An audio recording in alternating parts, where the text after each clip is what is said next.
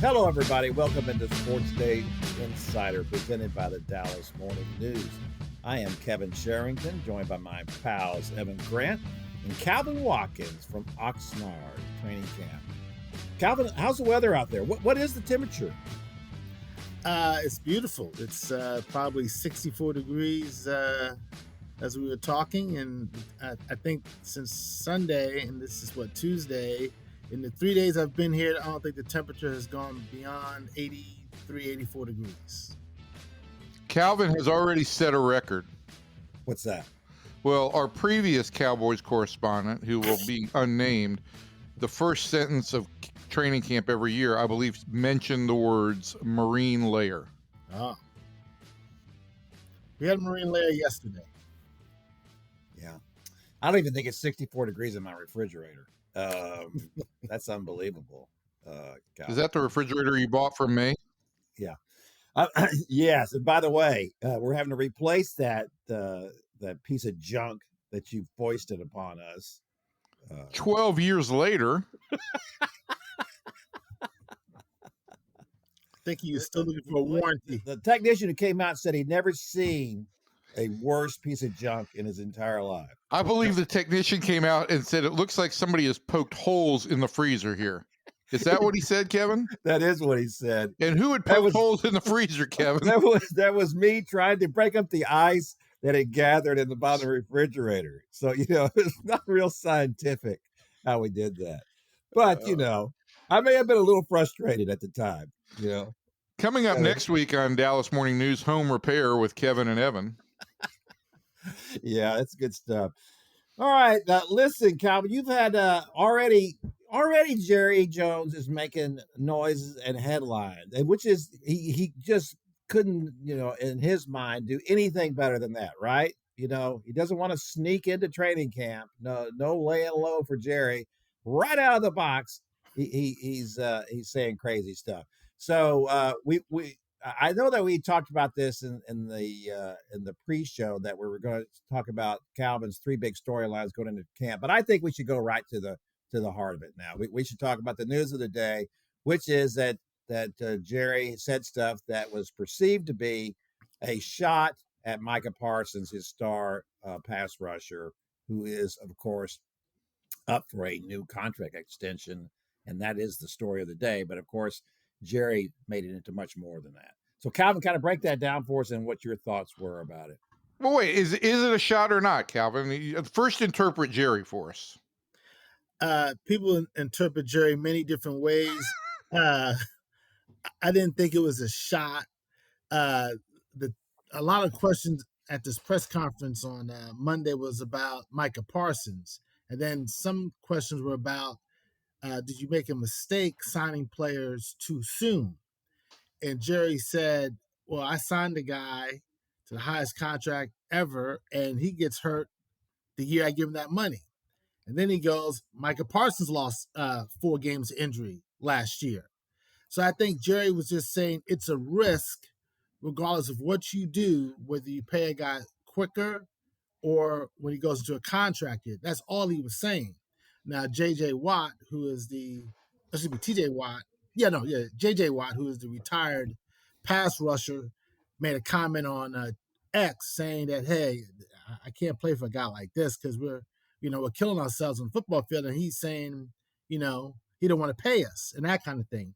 I was listening to a podcast with Chad Ochocinco and Shannon Sharp. They were killing Jerry, saying, Jerry just doesn't care about the players like you think. Well, he cares about the players, but it's a risk. Dak Prescott was going to a contract year a couple of years ago.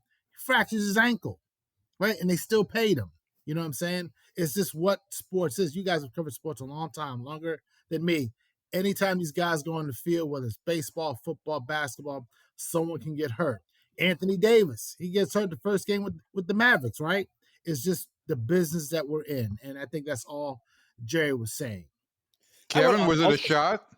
Oh, no, it's just Jerry. Like you said earlier, it's just Jerry's word salad. He's listen, we've known this since the days that Jerry first bought the team, when with his other coaches, and how the players would go over the coaches' heads and get to Jerry and talk to him to get what they wanted, right?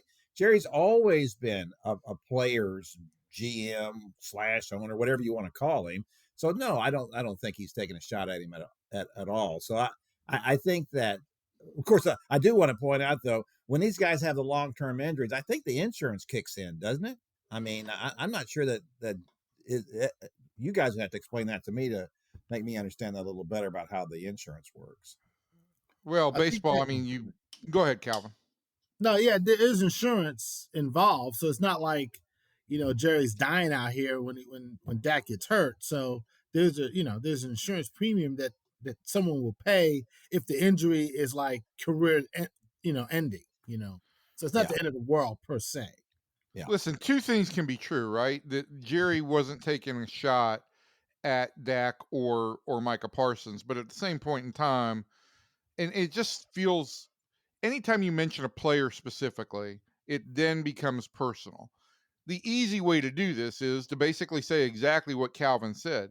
You sign, whether it's pitchers or whether it's linebackers or quarterbacks, you sign players to long-term contracts, you accept some degree of risk. There is risk involved. I don't understand why Jerry, with all the time that he's got, I guess I shouldn't even say it because we all know this, but why you would ever throw the players' names in there and use that example, it just does give people the ability to interpret it as, well, you're making this personal. But there was one player he did rip yesterday. That was Trayvon Diggs, because the Cowboys took $500,000 from his $9 million base salary because Diggs did not work out 84% of the time in the offseason. And the Cowboys, specifically Jerry, said, I wanted Trayvon Diggs to be a leader. We expect him to be here.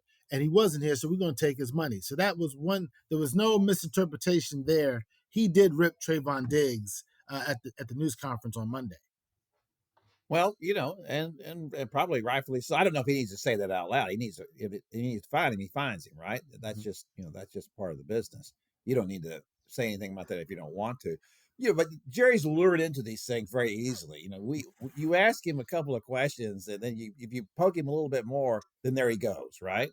And so I don't think that there's anything in any of this that's going to cause anybody to say, I'm not playing for the Cowboys this year.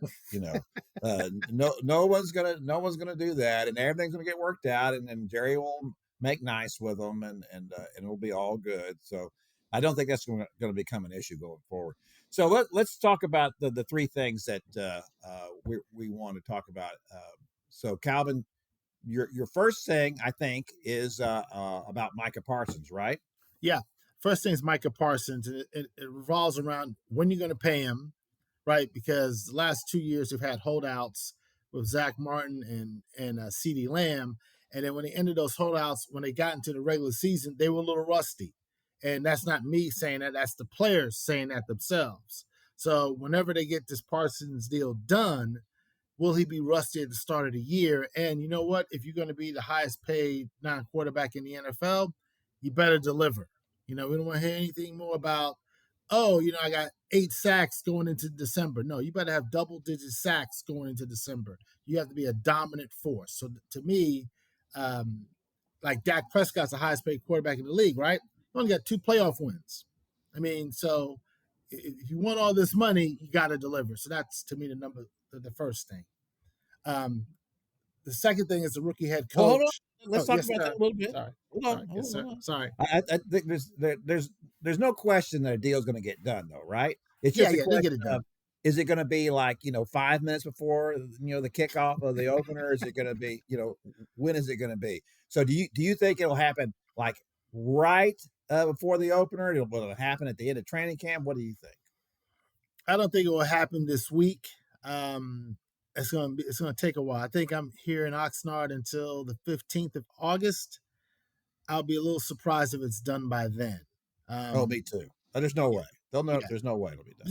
Exhibit A. When did Dak's contract get done? The morning of the first game of the season. Thank you. Yes, sir. Yeah. See, that's it. So let's talk about that for just a second. Why is it that Jerry does it that way? I mean, what's the reasoning? Because he's always done it that way, right? It is up till the very last minute. What's the point of that? I, I say Jerry Jones is a promoter. And I think we're just used to him being Jerry, right? But let's be honest, he's a promoter. He's like Bob Aaron. He's like Don King. He's like Eddie Hearn. He is one of these guys that the more you talk about my team, the better. I will only make a deal until I have to make the deal. Oh, the season starts September 4th, September 3rd. Let's give him his money. Yeah. And look at all the publicity we generated from, July 20th when we got here to California until September 4th, right? That's how he looks at it. They can get this deal done today. They can make a phone call to his agent right now and say, hey, how much do you want? And it'd be over with. But that's not how he does things. Yeah. Great explanation. I love that, Calvin. That was good. All right. Topic number 2.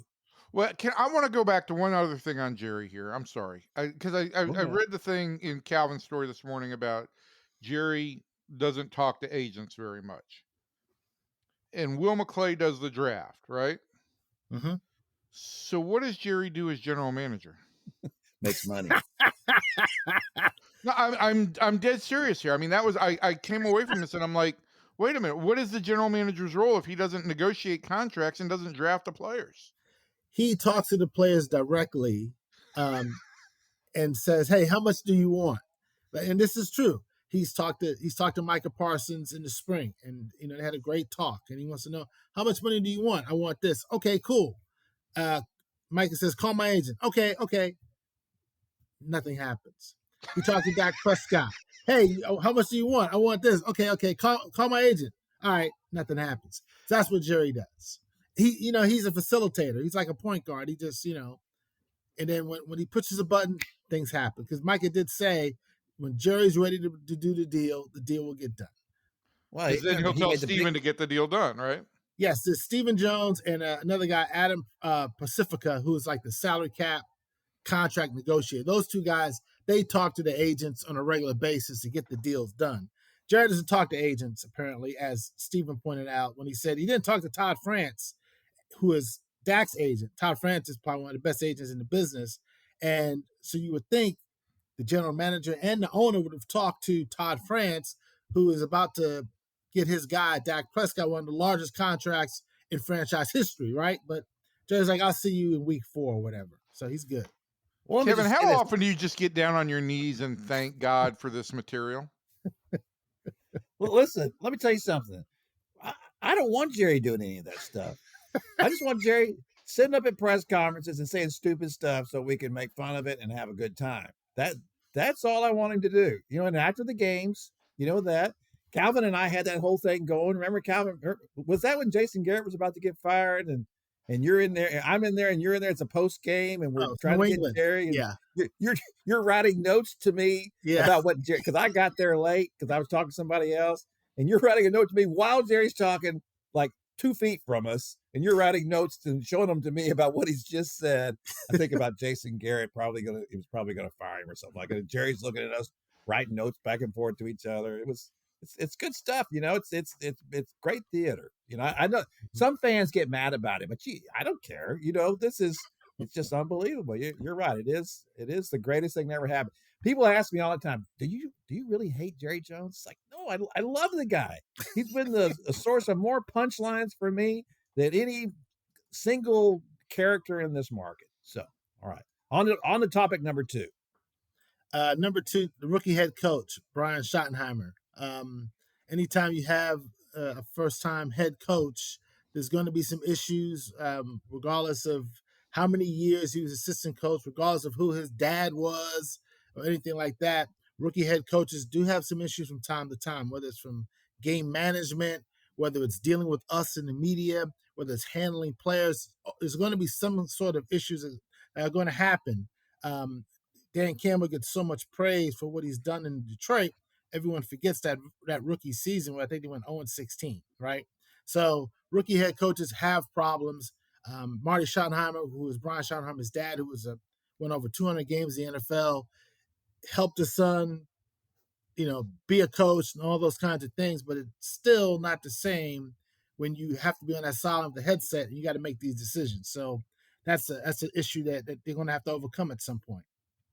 What do you think about his ability to do that? I mean, does he seem like the kind of guy? Does he seem like he's a really organized guy who's very got a lot of attention to detail and understands all the things that need to be taken care of? I think so. One of the things that I kind of liked hearing from him at the opening press conference was they asked him, "What's the theme of the season?" Right? He goes, "We have no theme. It's time to play football." And I like that because Mike McCarthy, the guy who he replaced, had a theme every year. Jason Garrett had a theme every year, put signs up on the walls at the start, all this kind of stuff, all this motivational. Brian Schottenheimer said, "Look, I did a crabfish boil. I got a ping pong table in the locker room. You can shoot baskets in my office. You can putt in my office, the whole deal. I'll go to your charity events. September 4th, let's go to work because all that stuff doesn't mean anything if you go 0-2 to start the season, right?" So I think he's got it. Now, whether or not it will work or not remains to be seen. Okay. Second question about him as a head coach, because we don't know about him, right? Mm-hmm. We just, as you said, we just know about him as an Mm-hmm. assistant coach, and those are two completely different things, right?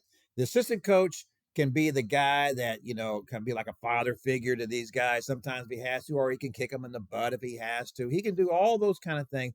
The head coach is always distant. The head coach is a CEO. He's a coordinator here. These other people report to me, and I am no longer your daddy. I am now the person up here who is trying to keep everything afloat. I have to look at lots of different things anymore. I've known coaches who couldn't make that leap from assistant coach to head coach.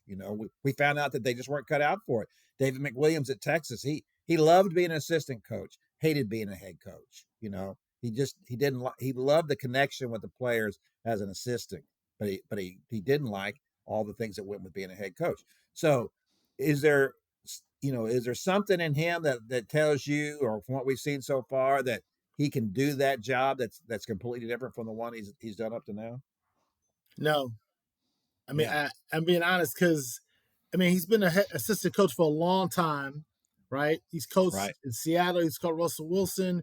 He's been in New York with Rex, with the Jets. He's seen that madness with Mark Sanchez. So he's been around a little bit. He was in Jacksonville, Urban. So he knows his dad. So he knows a lot of football. But I'm with you. I really don't know until we get to Philly week 1, and he's going to be against Nick Sirianni and the Eagles, and we'll find out. But I think he's well prepared, as they all are, right? And he is a relationship builder. He likes to build relationships. He wants to be close to the players and that kind of thing. I was talking to Miles Sanders, who the Cowboys signed in free agency this offseason, and I was talking to him about Brian Schottenheimer's tattoos. And Miles Sanders said, "Hey, I know a little bit about his tattoos, but I really like Shotty because he was honest with me." And I said, "What do you mean?" He goes, "I'm not going to get to specifics, but man to man, he said, this is my role for you." And he was upfront about it. He said, I assume he's telling Miles Sanders, "You're going to be the number 2 guy, right? You're not going to be the starter. That's going to be Devontae Williams or somebody else." And I think Miles Sanders liked that. So, and I believe Shotty learned that from his dad. Be upfront with these players, because if not, you lose the locker room. However, we'll find out in Philly on Thursday night when the Eagles get their fabulous Super Bowl rings if all this is going to work. The Super Bowl ring's going to have little wings that come out. Wings, yeah. You see that? Like that. Like, what is that? Something like you activate that after you put it on, you pop it, and the little wings come out? This has been the trend in championship rings. The Rangers World Series ring has a pop top. No, I didn't even know that. Is that right? You pop it up and it shows the map of the United States with all the places they won road games. Didn't they go undefeated on the road or something? Yeah. And then they beat the Rays, the Orioles, Arizona, and or the Astros and the Diamondbacks. So it was R-O-A-D, road. So that was the thing. Yes, but the Phillies thing makes it look like something the Phillies. The Eagles thing makes it look like something out of like a James Bond movie. Yeah. You take this off and it like slices through things, Like he activates the ring and he can fly or something. Yeah, something crazy. This is nice. Okay, since we brought up the subject of Brian Schottenheimer's tattoos, I cannot let this go. I don't know why this bothers me so much, but Calvin, you wrote a fine story. What I'm stuck on is that Brian Schottenheimer had a Hebrew word tattooed on his arm in English, but to look like Hebrew. I do not get that. I don't get it neither. But that's what. But you go to these tattoo parlors late at night. These guys have been smoking, drinking. Hey, you don't know what you might get. So you're saying he was high when he got this? That's good. I think he's saying the tattoo artist was high. Oh.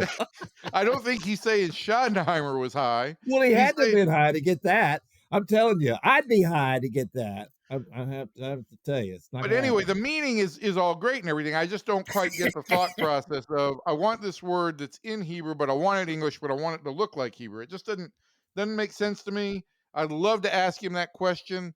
I'll never get that chance. But let's move on to what's next. One quick thing before I hate to hijack this thing a little bit, but I'm really kind of fascinated by this. You love hijacking this thing. Sure. That's my job to hijack it. It is the Javonte Williams, Miles Sanders thing, the decision-making process on the the hierarchy of the running back room, right? Mm-hmm. Is that so they draft Jadon Blue from Texas in the 5th round, and then Phil Maffa, I guess was he the 6th or the 7th? Six, something like that. Yeah. And I was more excited about the Maffa draft than the Blue because Blue's the guy didn't even start at Texas, so. Holy cow, what do you want him to do here? But anyway, but Moffa's a big guy, 235 pounds. That's to me the thing. If your offensive line's a little bit questionable, you can get yourself a big banger in there who can make a hole of his own if he has to in a short yardage situation. But apparently they're really sold on Javonte Williams, and I want to know why is it that they're so sold on him that yes, he's going to be the lead quarterback, the lead running back. They believe that before he got injured, because he had a torn ACL and then he had a foot issue, that he's probably one of the top 15 running backs in the league. That's how they're looking at it. So, and they signed him first, and they believe he's going to be the starter. But then it was interesting that Brian Schottenheimer kind of alluded we might have a running back by committee, right? So maybe he saw something in the OTAs that he didn't like. But they like Williams because he has started before, and he's a bigger guy than Miles Sanders is, and he's got more experience at being the lead back. So that's probably why he's in the lead right now in terms of the running back room. And Miles Sanders and your boy from Texas are going to back him up. The kid from Texas, he had like 5 fumbles last year, I think. So that worries me a little bit.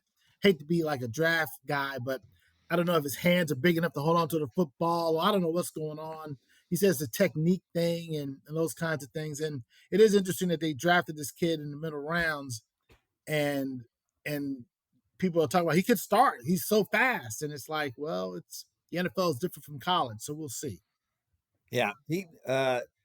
He scored 2 touchdowns in the semifinal game against Ohio State, but they were both on passes. I mean, that seems to me to be the thing. He had 4 carries in that game.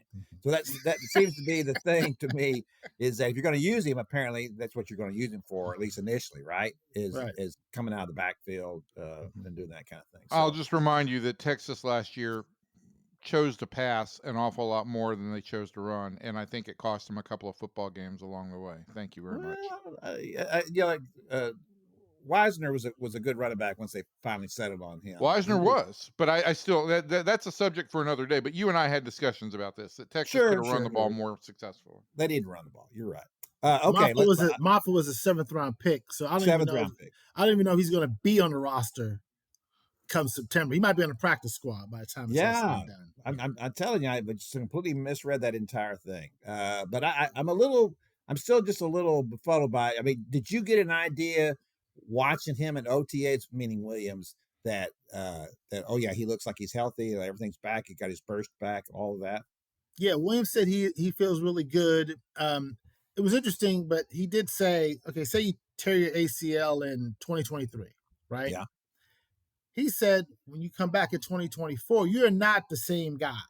Right. You're healthy enough to play. The doctors cleared you and all those things, but your body's not right until the following year, which is now 2025. So he's of the belief, and other players have talked about this when they have recovered from ACL injuries or any other type of ligament surgery, that it might take 2 years before you're back to what you were prior to the injury. So this is the year that Williams is supposed to be, um, an elite or an alleged elite running back for the Cowboys. So we'll see.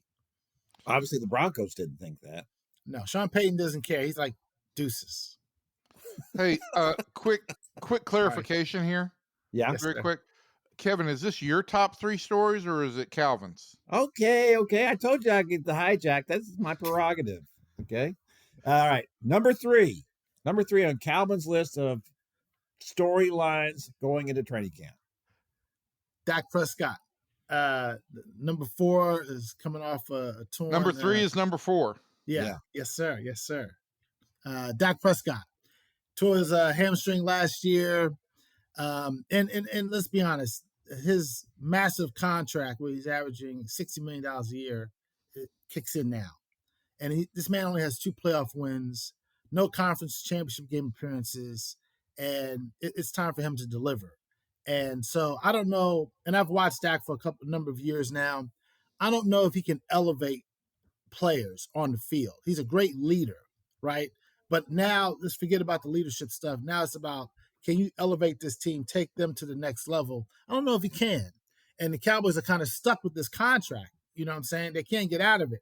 So Dak, you got to step up. A lot of quarterbacks across the league have been taking criticism. Lamar Jackson only has 1 more playoff win than Dak. He's been getting criticized because, hey, and you want more money, but we can't even get the Super Bowl with you. Josh Allen's 0-2 against Pat Mahomes. So it is hard to win. I think we can all agree on that. But when you have that amount of money, which Jerry Jones keeps talking about, every time, we get to him, he says, hey, I'm paying Dak Prescott more than anybody at that position in the history of the league. He's expecting some results. So Dak Prescott, you're on the clock, probably more so than ever before. Calvin, before Kevin hijacks us again, I do want to say this. Like, I don't know that I've got any issue with your 3 storylines.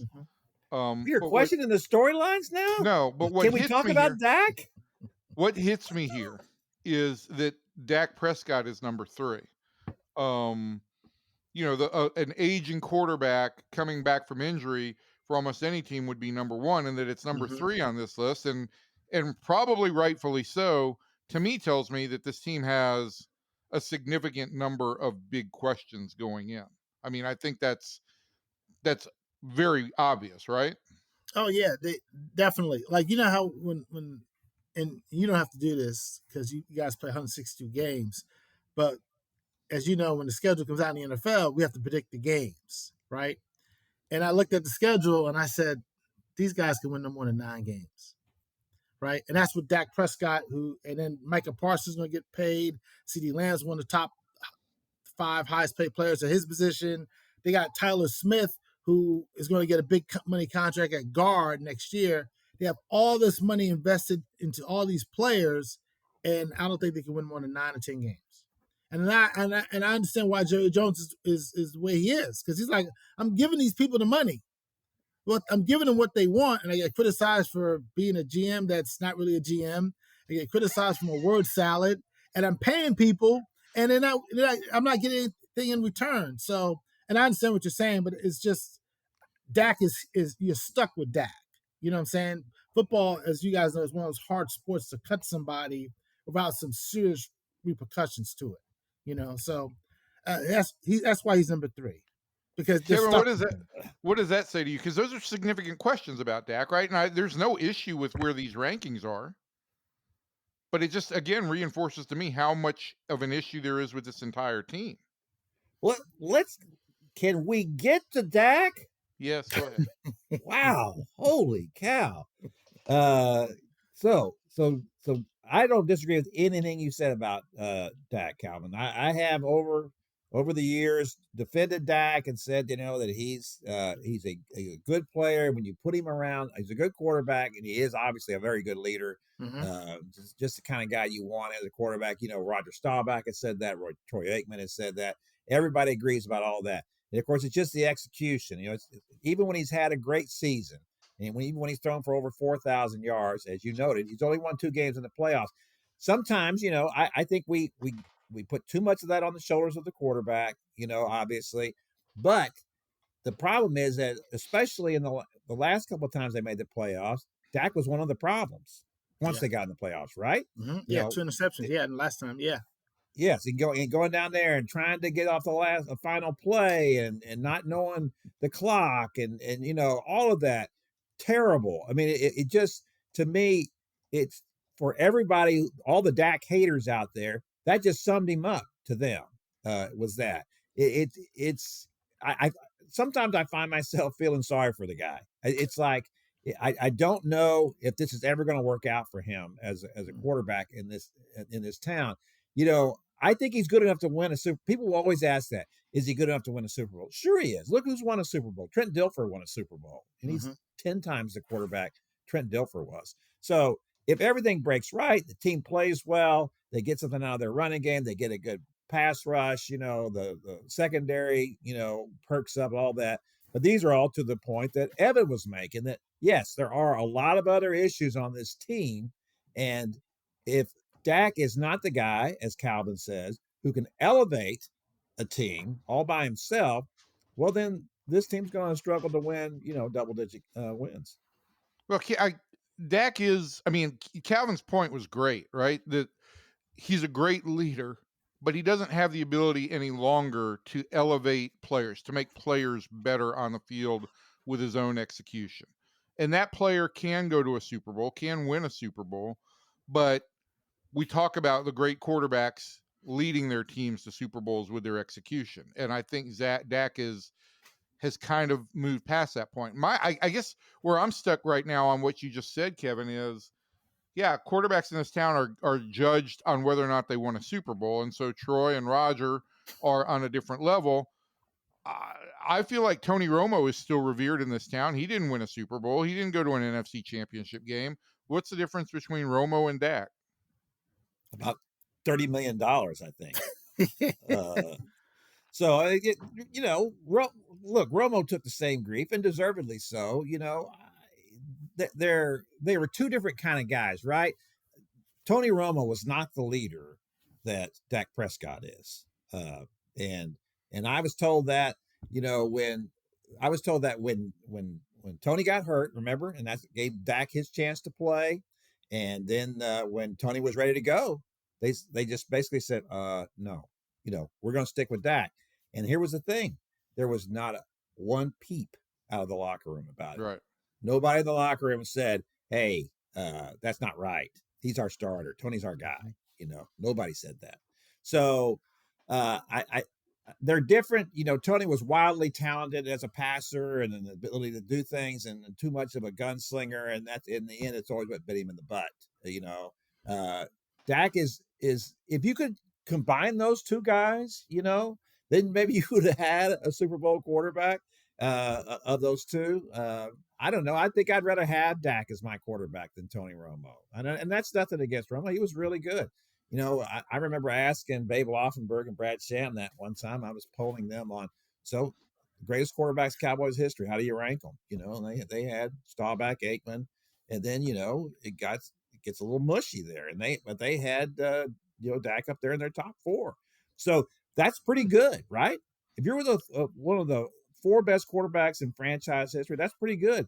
Mm-hmm. You look around the rest of the league, as Sean McFarland said on our podcast last week, there's a lot of bad quarterbacks out there. Now, the deal is they're not making $60 million, So that's the issue with everybody. Everybody wants to know, Jerry wants, and fans can't get past, look how much this guy's making. It's like, well, first of all, you're not paying him, so it's okay. But secondly, that's Jerry just had a choice. He had a choice. You sure he did, and that's just the market, right? That's how the market works. This guy's here. They get paid. When it's just a matter of timing. We all know that, right? It's just that people get paid. I don't want to hear this stuff about, look at, Babe Ruth didn't make that much money. It's like, look, it's just all a matter of when you're getting paid, right? And that's, in the end, that's what the problem is. But if Jerry had negotiated that contract earlier, yeah, right? Sure. If he would have saved money. It's the absolutely. same thing with Nathan Eovaldi. The Rangers are paying $25 million for him, and he's worth every penny of it this year. But if they had offered him the extension in August last year, they'd have gotten him for $20 million a year. So it's not the player's fault. No, gosh, they're going to just get what they can get, right?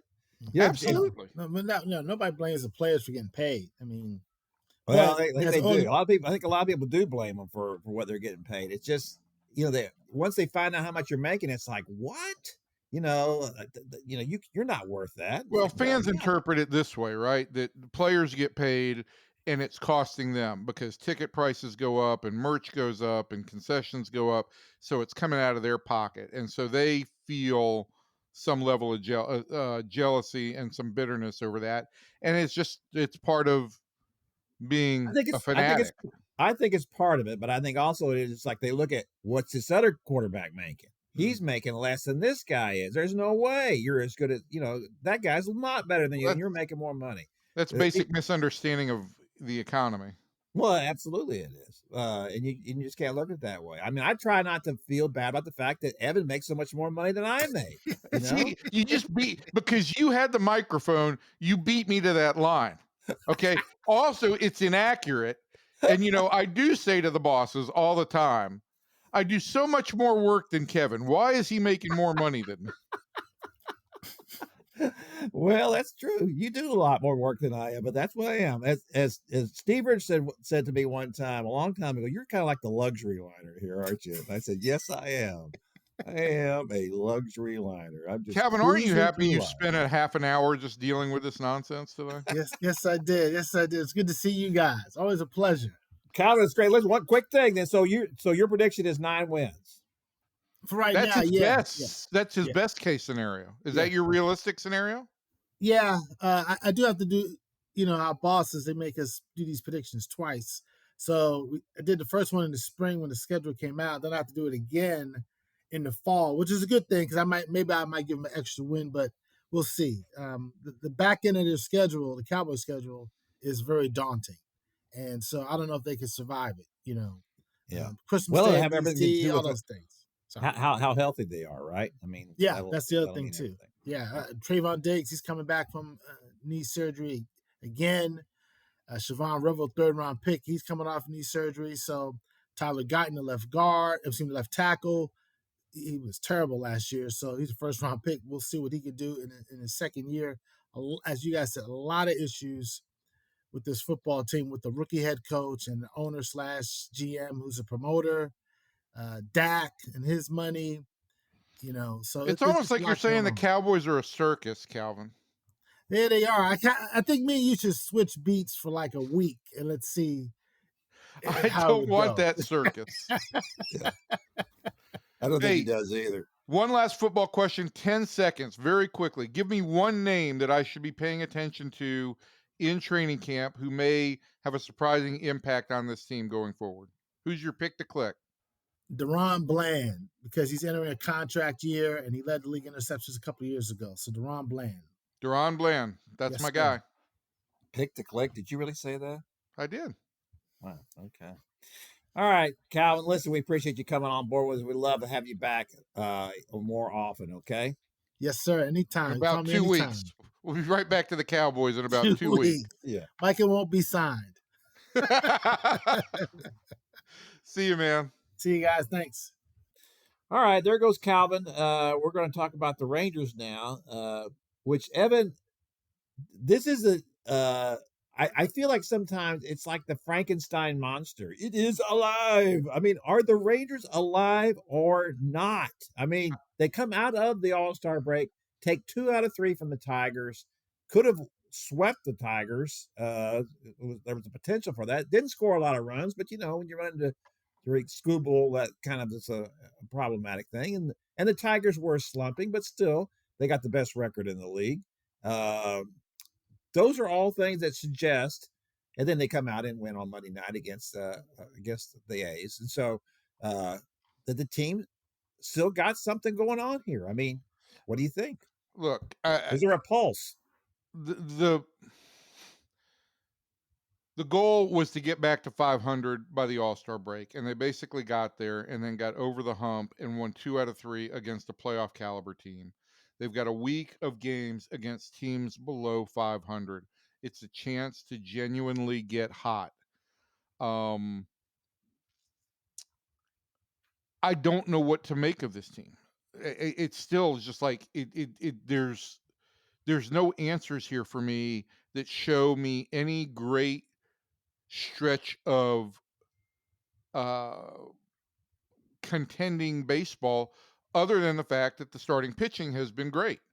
They did lose to Skubal on Sunday, and that's kind of to be expected. They're playing the best pitcher in the American League. But here's the deal: so much of this season is built on, well, if we can just get to the playoffs, we've got DeGrom and Evaldi going, blah blah blah blah blah. But they're going to face pitchers like Skubal in the playoffs. They're going to face the top tier pitchers in the playoffs, and this team has no shot against those pitchers. They are 5-17 against the top third of pitchers in Major League Baseball, and you're going to lose more games than you win against those teams. But the Rangers have a 230 winning percentage. Those guys win 60% of their teams win 60% of their starts. So something doesn't add up there. You go back into this, and I will say this: I did look this up this morning. The Rangers are not good against left-handers, right? They have the fewest wins in the league against left-handers. They went to the well and called Josh Young back up, even though I'm not sure they thought he was ready, because they just needed some experienced right-handed bats. The one good thing is I don't think they will face a ton of lefties the rest of the way. This is kind of a heavy left-handed week, and but the playoff teams in the American League don't have a ton of lefties. I don't know that they'll face a ton of lefties the rest of the way. So that may be an issue that doesn't need to be all that teeth gnashed about. But I'm just yet to be sold on the offense. And that's the one question we've had from the second week of the season on. I don't know what to say about it. Well, you said a lot for not knowing what to say. I will say this. Yeah, everything you said is right, of course. And that will be an issue going forward. But we also know, essentially, you just got to get to the playoffs, right? They went 11-0 on the road when they won in 2023. Yep. What were the chances of that happening? And they were not a good road team that year. So, no, I mean, zip. Stuff happens in the playoffs, correct. you never know. So you just got to get there. That's the issue. I think, they had the little back flare up with Evaldi. Apparently he's okay now, right? And we'll be able to start. Do you think there was a little skullduggery going there that maybe they're just taking him out because what the heck? It's Skubal. We've taken 2 games in this series. Let's take Nathan out and let him cut down on his innings a little bit here. No, I don't think so. I think that they don't have the ability for skullduggery right now. They need to win every game that they can. Yeah. And you wanted one of your best pitchers facing the A's. And Jake Latz did a great job. Or the Tigers. Yeah, Jake Latz did a great job. And you're right, Kevin. Get to the playoffs, right? That's the most important thing. I'm still judging a lot of this based on what Chris Young's expectations for this club were at the beginning of the year, in which he's doubled down on, which are, we're here to win championships. We're here to win the division. We're not here to chase a wild card. We would take a wild card if that's what we end up with, but we're here to win a championship. And I just don't know if this is a championship caliber club. Every data point that I see, with the exception of, and this is a big data point, and that's why I keep coming back to it. Every data point that I see suggests they're not a championship caliber club, except for the fact that they have this great starting pitching, the best starting pitching the Rangers have ever had. Period. Yes, it is. And they're, I mean, the best. So that's a pretty big data point to have in your favor.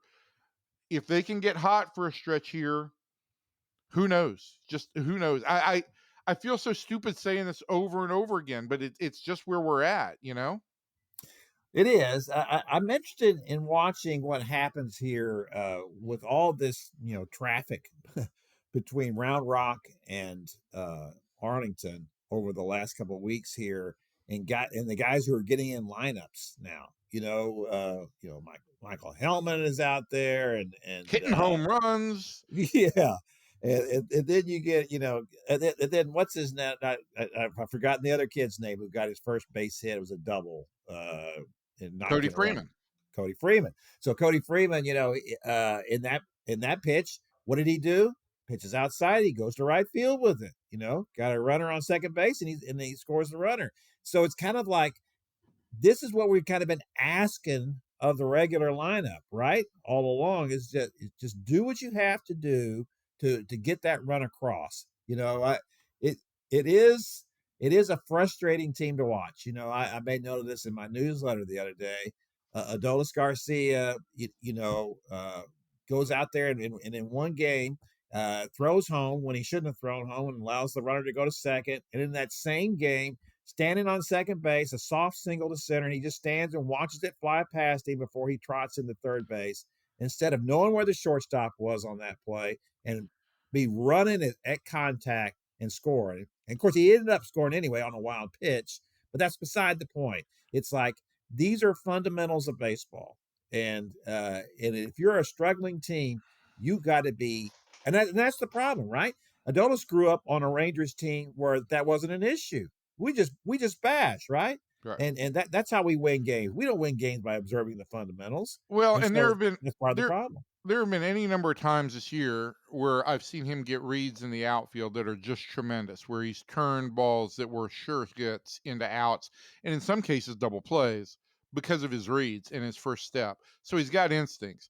Now, does he have instincts on the base pass? Maybe not. Or does he lose focus sometimes? Maybe not. You and I have gone back and forth on some of the base running things, and for me, they're always kind of decisions that could go either way. On Sunday, I thought, that single is, there was some question whether or not that was going to get through the infield. It was hit so softly. But yeah, he didn't know where the shortstop was positioned, and that would have given him a better jump. It was still such a shallow hit. I'm not sure if he scores, but to your point, you'd like to see, this is the thing that keeps coming back when the Rangers don't win these games, is you'd like to see that thing that indicates urgency, that indicates they are looking for the killer instinct, that they are looking for opportunities, not running blind and not being, station to station, but looking for opportunities to capitalize. I had bigger problems in the first inning. Seager doubles in the first inning off of Skubal, and they don't advance him. Simeon strikes out, Garcia strikes out. There goes an opportunity to put a run on the board against an ace right away. And then I had another problem. Corey went 2 for 3 against Skubal, but I had a problem in the ninth inning. They finally get Skubal out of the game. They've got Will Vest in there, and he's coming back for the ninth after finishing the eighth. Corey swings at the first pitch, which is down and away and on the very bottom of the strike zone. I know he's an aggressive hitter, but if you're going to be aggressive, you've got to be aggressive on good pitches. And I didn't really like that very much. I just got to say it. Well, I think there was right there what you're talking about. He went through 3 hitters on 5 pitches, I think. And that's kind of what they do. And I'm with you. And we've talked about this before. Corey's got a little bit of Josh Hamilton in him. That first pitch, he loves to swing at it. And I don't know why anybody would throw him a hittable pitch on the first pitch. I mean, they're not going to throw him very many hittable pitches at all, but especially not on the first pitch because he's always swinging at it. He's coming up there hacking, throwing him something off the plate. I mean, and Friday or Saturday, they had, I forget who the pitcher was that was on the mound, but they had tried to pitch around him. They got the 3-1, and I'm like, well, they're not going to throw a strike here. There's no way they're going to throw a strike here. And guy makes a mistake down the middle because, of course, they should have just said, go to first base. At 3-1, when it was clear he wasn't going to swing at those, they should have just said, go to first base. I hate when managers in key situations just try to pitch around a guy. If you got a base open, let the guy go to first base. But, Corey made him pay by hitting a mistake. But they're not going to throw him a strike intentionally. No, they're not. So I guess my question for you, Evan, is that how is this all going to sort out here with all of these players coming and going? I mean, ultimately, what is the lineup going to be? I guess, I guess it's still going to be when Jake Berger gets healthy, he'll come back and play first base. Is Jock Peterson ever coming back?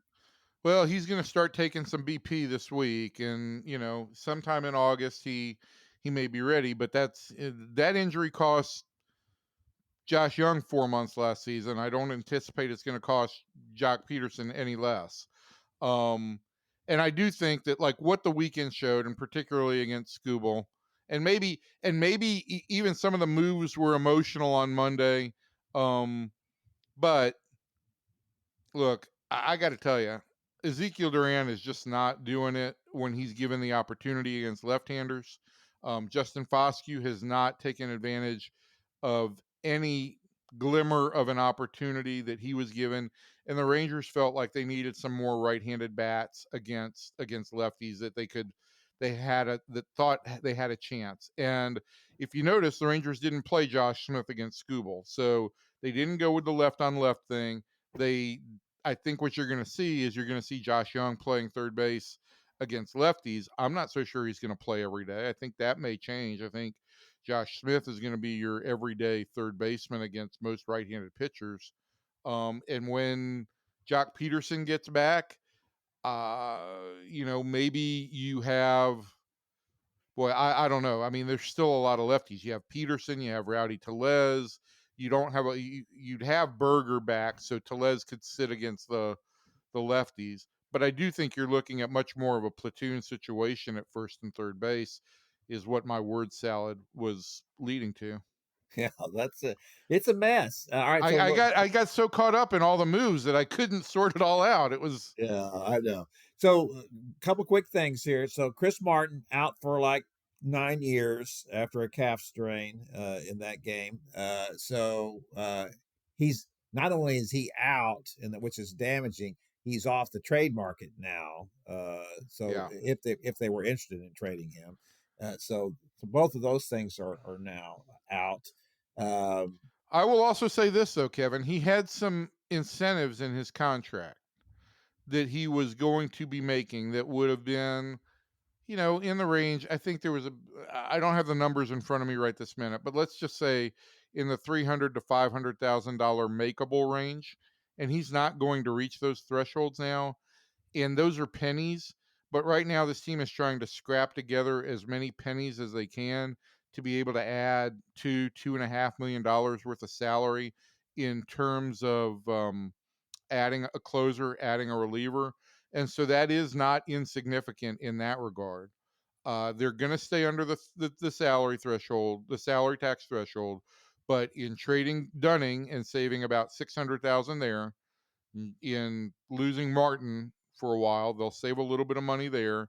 And they had about $1.7 million, $1.75 million still under the threshold going in. So there's some ability to add a closer. And if you look at most of those closers on the market, the guys that you like David Bednar and I also like Felix Bautista.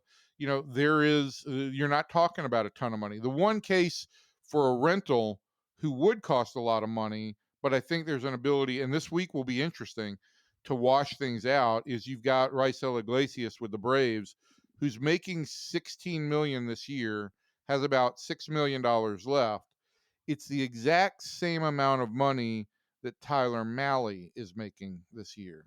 So maybe there's a way, if the Rangers wanted to make a deal, to wash those two contracts. Obviously, the Rangers would have to give Atlanta a legitimate prospect in return, but maybe that's a way to make that money wash and make Iglesias affordable as well. Okay.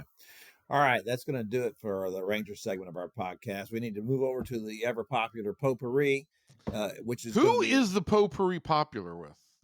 Oh, it's unbelievable. I walk down the street and people are screaming at me, potpourri, we want more potpourri. You sure they're not saying your column reads like poo to me? Yeah, that was really good. You worked hard on that one. That was good. Anyway. We're going to lunch today, and I'm going to ask whoever's waiting on us, do you listen to the podcast for the potpourri? And they'll say, you guys have a podcast? Anyway, Scottie Scheffler, Highland Park Zone. won the British Open. It gives him 4 majors, and he's 3/4 of the way to the career Grand Slam. I think this is really interesting, and I'd like to know, get a clarification on it. If at the U.S. Open, which is the one leg that he lacks on that, if he wins the British Open at Shinnecock, Sunday is his 30th birthday. So does that count as winning the Grand Slam before you're 30 or not? First of all, you just referred to the British Open again instead of the U.S. Open, so you U.S. threw me Open. for I'm sorry. you Yeah. threw me for a little bit of a loop. Okay. Sorry about that. I U.S. think Open. if he wins it this year on his 30th birthday, Next year on his 30th birthday. Next year on his 30th birthday. I'm sorry, we've already played the U.S. Open this year. Yeah. If he does that next year on his 30th birthday, I think the PGA will give him an exemption and say officially he counted as he started the tournament before he was 30. He gets the Roger Maris asterisk, if you ask me. Correct. That's what it is. Okay. A great win for Scottie. Just blew everybody away. You know, there's a feeling out there that there's nobody on the PGA Tour that can beat him right now, and that the people who can beat him are on the Live Golf Tour. You know, Brooks Koepka, you know, John Rahm, and certainly, and Bryson DeChambeau. Certainly, those guys are all guys that could do that on any given day. But it is an amazing thing to watch how his Scottie's career has evolved. And of course, he made, you know, news last week when he said before the British Open in the press conference, and was asked about his motivations, and he talked about how, you know, how driven he is to win, how much he wants to win and loves to win. And, you know, he's always done that since he was a little kid, since he was 3 or 4 years old and first picked up a golf club. He's always wanted to win. But he also asked himself, what is the point? Because I get about 2 minutes enjoyment out of this. And then, you know, the most important things to me are my faith, family, and friends. And so, and then golf comes in, you know, third or fourth. So, you know, it was a remarkable thing to say, especially coming from a guy who says nothing. You know, Scottie goes to the press conferences and he's not, you know, terribly introspective at most of them, and doesn't say a lot. He's not a particularly funny guy. He's certainly a likable guy, an amiable guy, but a little bit like Freddie Couples was when he won the Masters, and we all asked him about what it meant, and he just didn't really have anything to say about it. And even when he was asked about winning the Open immediately afterwards, he just kept saying it's pretty cool.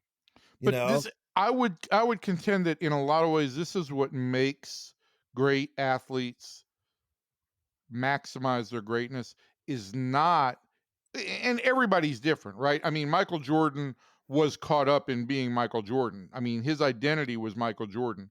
But I think that athletes who also can say, I golf, but I am not Scottie Scheffler. That's not my persona.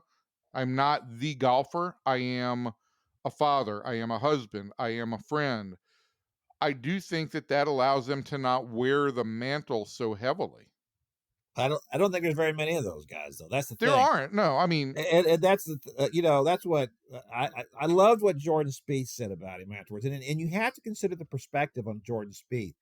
He's a couple years older than Scottie, I think 3 years older, and growing up, Jordan was the Jordan Spieth was the Michael Jordan of golf as a junior golfer. I mean, he was a star, and he, whenever he played Scottie, he beat him. You know, it's like Scottie and Will Zalatoris were contemporaries, and they talked about the fact that you just couldn't beat him. He said that Jordan beat us every way possible. He would be in an impossible situation, and Jordan would make it an impossible shot and beat us. And Jordan has talked about this. He says, I used to dominate him, and now he dominates me. And you have to think how hard that is for Jordan Spieth to say that. And that's what he said. That is really hard for me to admit that. But what he also said about Scottie Scheffler afterwards is that he's unlike anybody else. He said, I can tell you right now, when he's finished playing, he'll never come back out here. That's it. He's not going to, he doesn't care about doing the corporate things that all the rest of us do and all the things that we chase. Now, we've heard, obviously, that coming back from the British Open, that he did stop and did the Tonight Show. And he did, see, what else did he do? There was something else that was on his He agenda. went to the Happy Gilmore He- premiere. Yes. And so it's not like he's a hermit. I mean, he's not, hiding or doing anything like that. He just doesn't chase these things. They're just not really important to him. And I think that probably in some ways, and this is just who Scottie is, right? His wife, Meredith, talked about when she came back and moved back to Highland Park. She had known him before.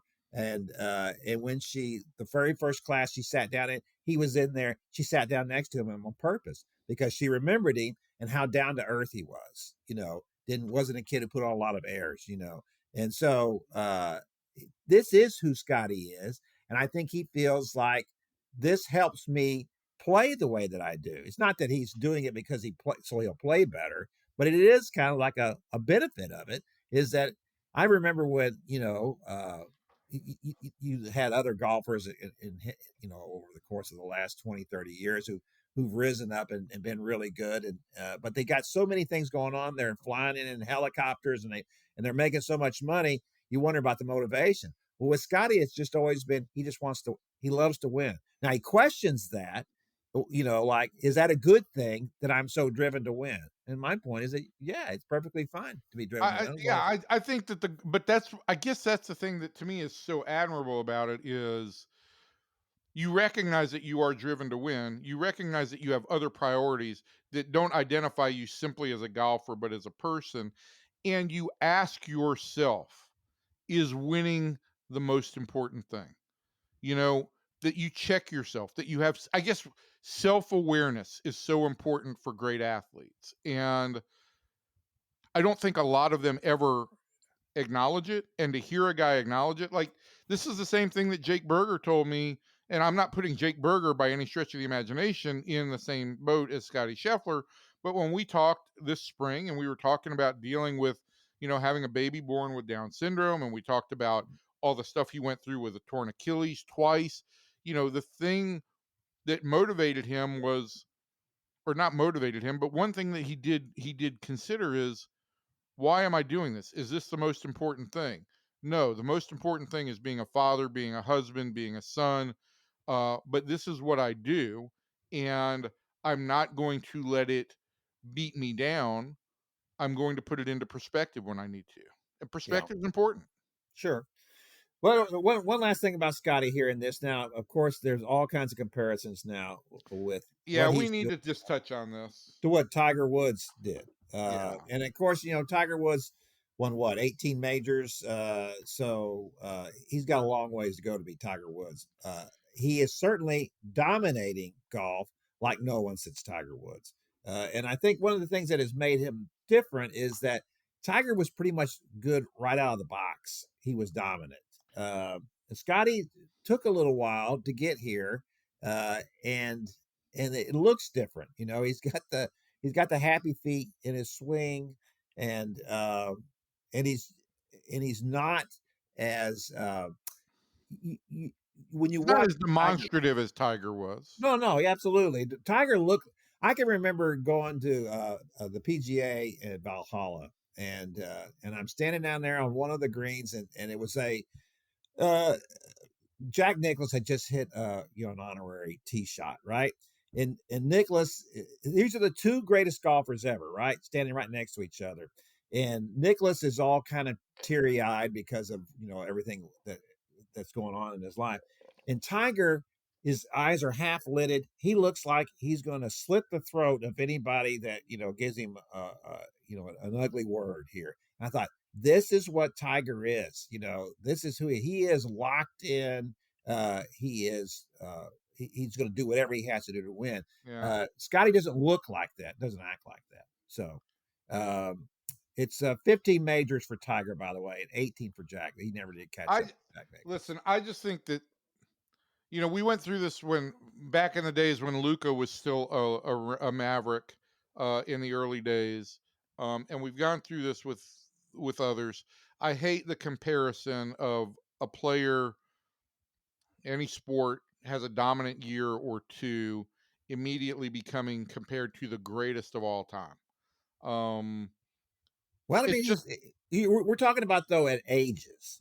This is it's what just Tiger had done by this age. This is what Scottie's done by this age. No one's saying that he's better than Tiger Woods. We're just saying that who knows what is out there for this guy who over the last 2 years has shown a really we all dominant have that streak. tendency, right, to look at, okay, who's the next Tiger Woods, because we want to Sure. relive that era of greatness, and we did that with Nicklaus, and then it was Tiger. At one point in time, was it going to be David Duval? Was it going to be Phil Mickelson? Blah blah blah blah blah, and it ended up being Tiger.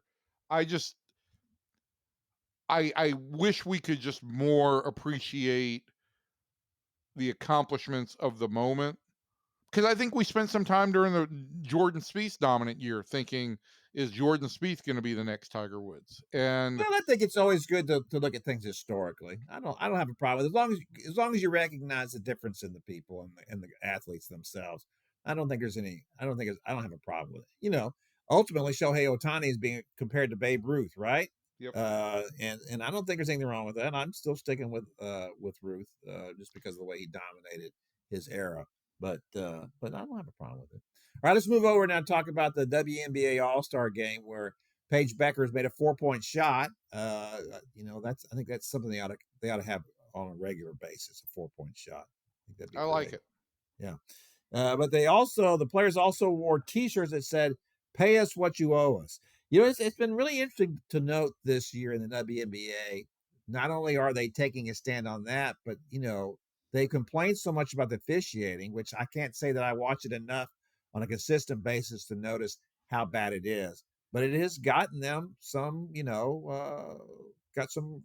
getting something done about it. There are reviews being done now about the officiating and what it is. So this is good. Let me say this. I have seen, and again, it's so dangerous to do this, but I have seen plenty of responses on social media about how the league is losing money and it's being subsidized by the NBA. And it's almost like, no, they don't deserve better pay. And I don't know why fans would ever take that stand. I really don't. I know that I made some comments related to how fans view things when NFL players get paid a lot of money. But that's always an ownership decision. And my point here is the NBA would not be heavily invested in the WNBA if it didn't believe that it was a moneymaker and didn't believe it was valuable. The league would not be expanding like it is if it was not valuable. Pro sports owners do not get into the ownership business and lose money. Okay. These are absolutes. And so, is there a collective bargaining discrepancy in the WNBA? Yeah. Are they going to reap the same kind of revenues as NBA players? Probably not, because there is a greater source of revenue in the NBA.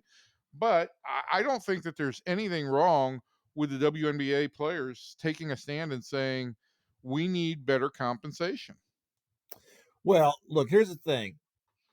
You can't compare if the talk is, oh, look at how much the NBA players are making. You can't make a comparison because Right. it is that revenues are so vastly different. But you can certainly pay these women more than what they're making. I mean, some of these salaries are ridiculous. It's like, I don't know. It's like they're working in a gas station or something. It's like, I mean, really, this is what you're going to pay these women? And some of them are having to go play in Europe just to make ends meet as basketball players. So, and they're making more money in Europe. Yes, and that's ridiculous.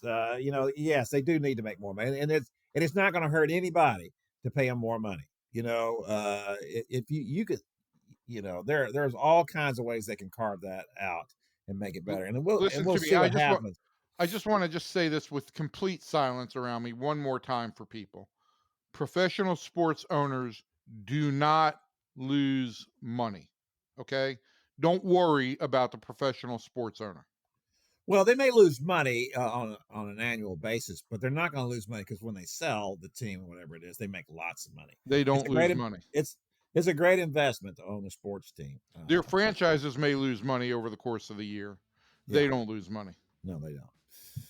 All right, that's going to do it for our podcast this week. We thank you for coming out and listening to us. We'll be back next week, and we'll be closer to the trade deadline then, and probably maybe even have an idea of what the Rangers might do at that point. Evan, just real quickly, you don't think that Chris Young would do anything before our next podcast, do you? He might. I mean, I will say this, that, if CY finds a deal that he wants to make, he's not going to wait around to try and quote-unquote win the deal. He feels like the value that might represent 1 or 2 games right now is more important than quote-unquote winning the deal on July 31st. So if there's an opportunity to make a deal, I think he will. I just think there's a number of closers out there, and people may all be waiting to see who makes the first move there. All right. So that'll do it. From everybody in here to everybody out there, thanks, and we'll see you next time.